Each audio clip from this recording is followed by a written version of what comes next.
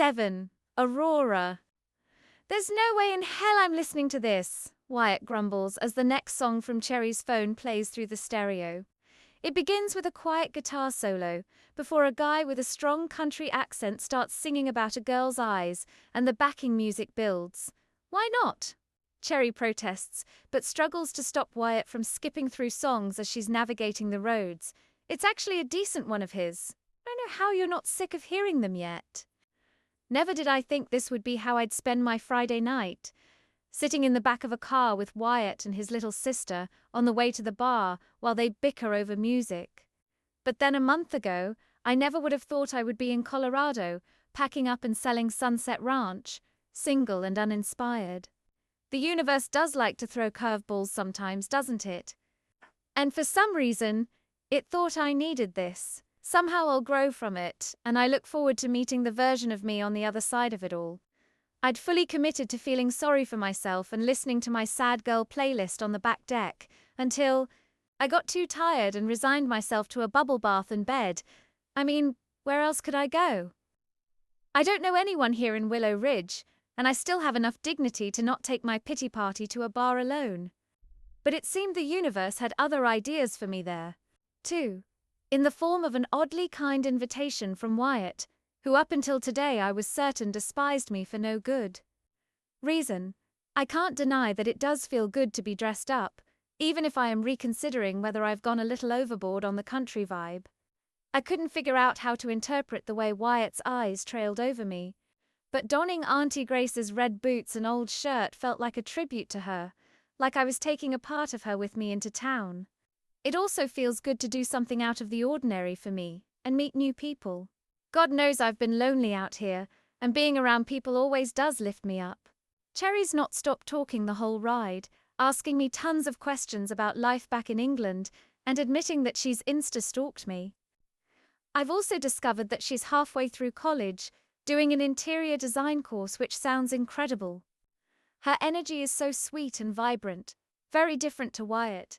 It reminds me a bit of Sophia, which instantly starts to fill that lonely void in my chest. Leaning forward to catch a glimpse of the phone screen, I ask, "Who's the singer?"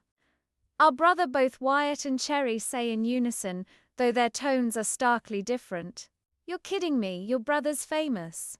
"No," Wyatt grunts before finally choosing a song and setting the phone down. "Yes, actually," Cherry corrects, her dark red lips grinning at me in the rearview mirror. "Hunter Hensley?"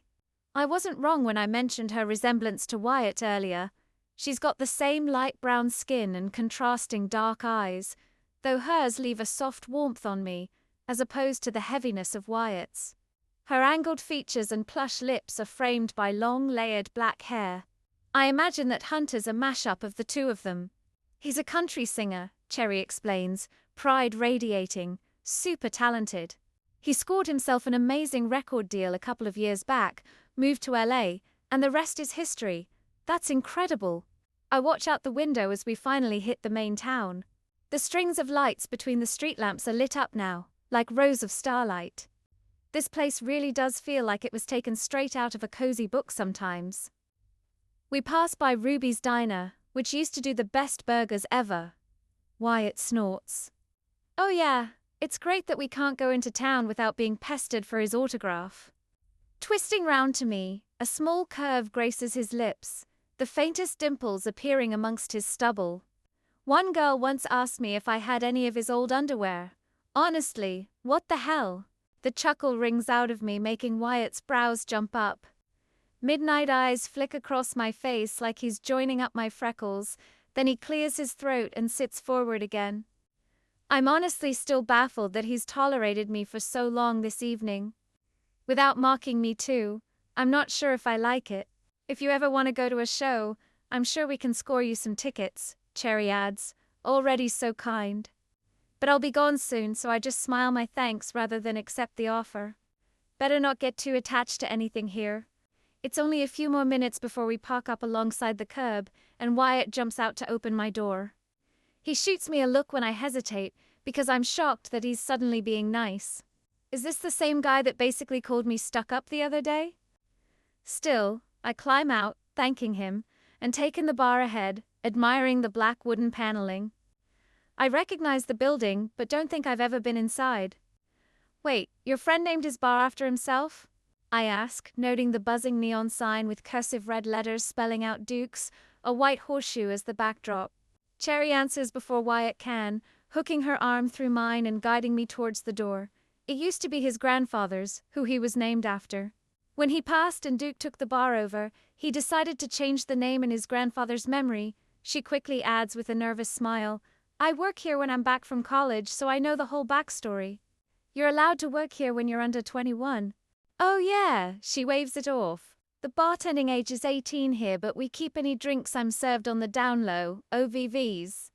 When I glance back to Wyatt, I can't read his expression as his eyes are trained on our linked arms. I don't miss the way his whole body relaxes and his face lights up at the sound of people cheering when we head through the swinging doors. I almost have to do a double take at the grin that's taking up his face, bringing out the dimples properly now. Really cute dimples, actually. Wyatt bustles forward, received by a group of 3 guys at the bar, all just as tall and broad as him. So they clap hands and pull each other into hugs. Cherry releases me and skips forward, also being pulled into the embrace. Though the guy with dark brown skin who's wearing a black shirt and trousers seems to make his hug brief with her.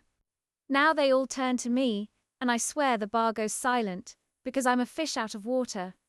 Muscle-clad in denim, and wearing an off-white t-shirt that is tight in all the right places, a guy with sandy blonde hair and tanned skin steps forward. His twinkling brown eyes remind me of a golden retriever, energetic and eager for my attention, flicking between my outfit and face excitedly. And who do we have here? His country drawl is thick, voice deep and inviting, a friend of Cherry's. Rory Jones, I smile, aware that other people in the bar are also staring at me now. I might have dressed the part, but my accent gives me away. The guy's eyes immediately light up and he bounces on the spot, flashing his grin back at Wyatt. Oh, you're the British girl we've heard so much about? Wyatt stares at the floor when I glance at him, slyly concerned what exactly they've been told. But before I know it, the guy strides towards me and wraps me in a hug.